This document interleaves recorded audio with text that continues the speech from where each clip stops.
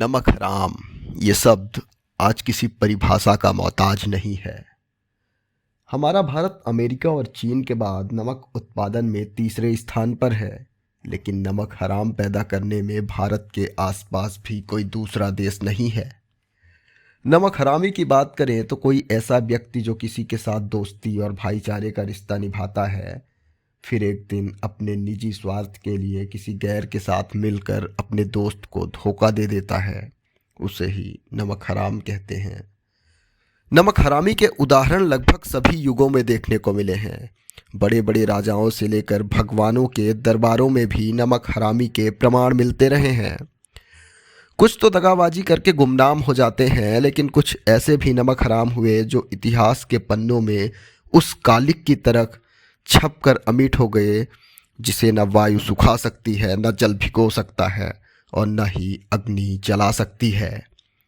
ये भारत की वो धरती है जिसकी रक्षा के लिए चंद्रशेखर आज़ाद ने खुद को गोली मार ली थी। भगत सिंह जैसा युवा फांसी पर झूल गया था। इस धरती की रक्षा के लिए वीर शिवाजी और संभाजी ने अपनी जान लुटा दी। महाराणा प्रताप ने अपना सब कुछ खो दिया। उसी भारत में नमक हरामों की भी कभी कोई कमी नहीं रही। इन नमक हरामों की बदौलत भारत और भारत के लोग 190 सालों तक अंग्रेजी शासन का गुलाम रहे। आज उसी नमक हरामी का सबसे बड़ा उदाहरण दिखाते हैं जो दिल्ली में है, और इसे कहते हैं नमक हराम की हवेली। पुरानी दिल्ली यानी कि चांदनी चौक के आसपास का इलाका, जहाँ की तंग गलियों में ना जाने कितने इतिहास के किस्से दफन हैं, उसी गली में एक हवेली है जो अब टूट फूट कर खंडहर हो चुकी है, लेकिन उसका नाम आज भी इतिहास की किताबों में अमर है, और उस हवेली का नाम है नमक हराम की हवेली। ये हवेली किसी ज़माने में भवानी शंकर खत्री की थी। खत्री जो एक योद्धा थे जिन्होंने मराठा शासक यशवंतराव होलकर के शासनकाल में सेवा की थी।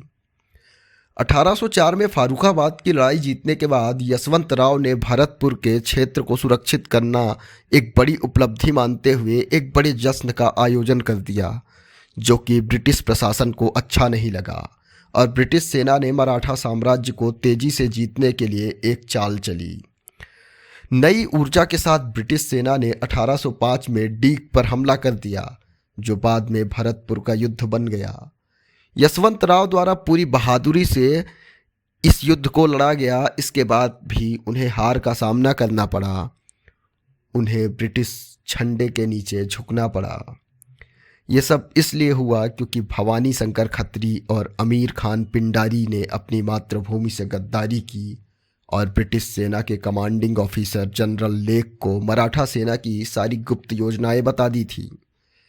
बदले में खत्री की वफादारी के इनाम के रूप में ब्रिटिश प्रशासन ने उसे दिल्ली में एक जागीर उपहार में दे दी। भवानी शंकर खत्री ने अपने राष्ट्र से गद्दारी की कीमत पर अपने सपनों की हवेली का निर्माण कराया, लेकिन लोगों ने इसे नमक हराम की हवेली कहना शुरू कर दिया। उस वक्त अंग्रेजी शासन ने एक फरमान जारी किया कि आज के बाद कोई भी इस हवेली को इस नाम से नहीं पुकारेगा, लेकिन गद्दार को गद्दारी का तमगा देने में तब भी लोग पीछे नहीं थे।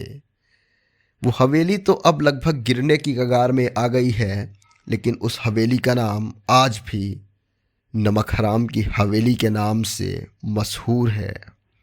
ऐसे तमाम अनसुने किस्सों के लिए, दिलचस्प कहानियों के लिए हमारे चैनल को सब्सक्राइब करने, वीडियो पसंद आए तो एक लाइक और शेयर ज़रूर करें।